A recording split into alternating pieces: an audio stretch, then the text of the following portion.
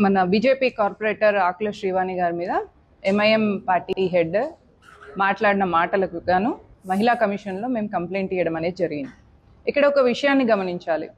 ఒక మహిళ ఒక వేరే పొలిటికల్ పార్టీని తన కొలీగ్గా ఆమె ఒక అలిగేషన్ వేసినప్పుడు ఆ పార్టీలో మహిళలు లేరా మాట్లాడడానికి? మరి పార్టీలో కనీసం ఒక కార్పొరేటర్ని కౌంటర్ చేసే మహిళ లేని ఎంఐఎం పార్టీ రేపు భారతదేశానికి ప్రధానిగా ఒక మహిళని కావాలి అని అనుకుంటే మరి అక్బరుద్దీన్ ఓవైసీ గారు బుర్కా వేసుకొని ప్రధాని అవుతారా, లేకపోతే అసదుద్దీన్ ఓవైసీ గారు బుర్కా వేసుకొని ప్రధాని అవుతారా? మీ పార్టీలో కనీసం మహిళలకు కౌంటర్ ఇచ్చే మహిళా వాయిసే లేదు మీకు. ఒకటి. రెండో విషయం ఏంటిదంటే, ఒక మహిళ మీ పార్టీ గుర్తు గురించి మాట్లాడినప్పుడు మీ మనోభావాలు కానీ దెబ్బతిని ఉంటే మీరు ఆ మహిళ ఏ పార్టీకి అయితే రిప్రజెంట్ చేస్తుందో మీరు ఆ పార్టీ గుర్తు గురించి మాట్లాడండి. అంతేగాని ఆమె పర్సనల్ అటాక్ చేయాల్సిన అవసరం ఏంది? ఇంట్లో ఆమెకి ఏముంది ఏం లేదు, ఆమె పర్సనల్ లైఫ్ ఎట్లుంది అన్న దాన్ని బట్టి సోషల్ సర్వీస్ కానీ సొసైటీలో ఉమెన్కి కెరీర్ కానీ ఉండొద్దు అని మీ ఉద్దేశమా? దీన్ని సైకాలజీలో ఎంసీపీస్ అంటారు. ఇట్లాంటి వాళ్ళను అంటే తెలుగులో పురుష అహంకారం అంటారు, ఇంగ్లీష్లో సైకాలజీలో మేల్ షావినిస్ట్ పిగ్స్ అంటారు. ఎంసీపీ అంటే అదే. మరి ఇంత పురుషాహంకారంతో ఉన్న మీరు మహిళల్ని సమాజంలో ప్రకృతిలో సగభాగమైన మహిళను ముందుకు రానియని మీరు ఒక పొలిటికల్ పార్టీగా ఉంటున్నారు అంటే మీరు మీ సమాజంలో ఉన్న మహిళలకు అన్యాయం చేస్తున్నట్టే ఇక్కడ లెక్క.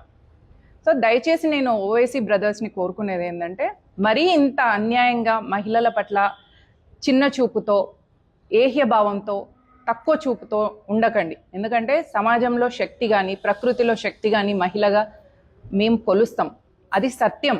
మీరు ఆ సత్యాన్ని తెలుసుకోకపోతే మీకే ఫ్యూచర్ ఉండదు, మీ పార్టీకే ఫ్యూచర్ ఉండదు. మీ కమ్యూనిటీలో ఎంతమంది మహిళల్ని మీరు ముందుకు తీసుకొస్తున్నారు? ఎంతమంది మహిళలు మాట్లాడే వాళ్ళ వాయిస్ని మీరు తొక్కేస్తున్నారు? ఒకటి. రెండు, మొన్న సంక్రాంతి పండుగలో కూడా ముస్లిం యువకుల్ని పిల్లలందరినీ మీరు పతంగి ఎగిరేయద్దు, అది హరాం, అది మన మతానికి వ్యతిరేకమని మీరు అన్నారు. మరి ఆ పతంగులు అమ్ముకోవడం హలాల్ కదా? అంటే అమ్ముకోవడానికి పైసలు రావడానికి అయితే హిందువులకు పతంగులు అమ్ముకుంటారు, కానీ పతంగులు ఎగిరేయడం అనేది మాత్రం హరాం అవుతుంది. అంటే ఈ హిపోక్రసీతోని ఒకటి మాట్లాడడం, ఒకటి చేయడం, ఒకటి మీ మనసులో ఉంటుంది, ఒకటి బయటికి చూపించడం, ఇట్లాంటి హిపోక్రసీని తగ్గించుకుంటే ఎంఐఎం పార్టీకి అందరి మద్దతు ఉంటుంది. కానీ ఇట్లాంటి మాటలు మాట్లాడి మహిళల్ని తక్కువ చేయడం, ఒక మహిళని 354 సెక్షన్ కింద 354A సెక్షన్ కింద ఆమె మోడెస్టీని కానీ అవుట్రీచ్ చేయడం కానీ లేదా సెక్షువల్లీ ఎక్స్ప్లాయిటింగ్ కమెంట్స్ చేయడం కానీ రాజ్యాంగానికి వ్యతిరేకం.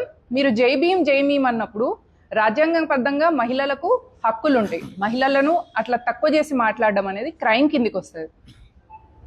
మరి మీరు జై భీమ్ అనే మాట్లాడే అర్హత లేదు, జై భీమ్ గురించి మాట్లాడే అర్హత కూడా మీకు లేదు. ఎందుకంటే మీరు మహిళలకు రాజ్యాంగబద్ధంగా ఇచ్చిన హక్కులను కూడా మీరు తక్కువ చేస్తున్నారు.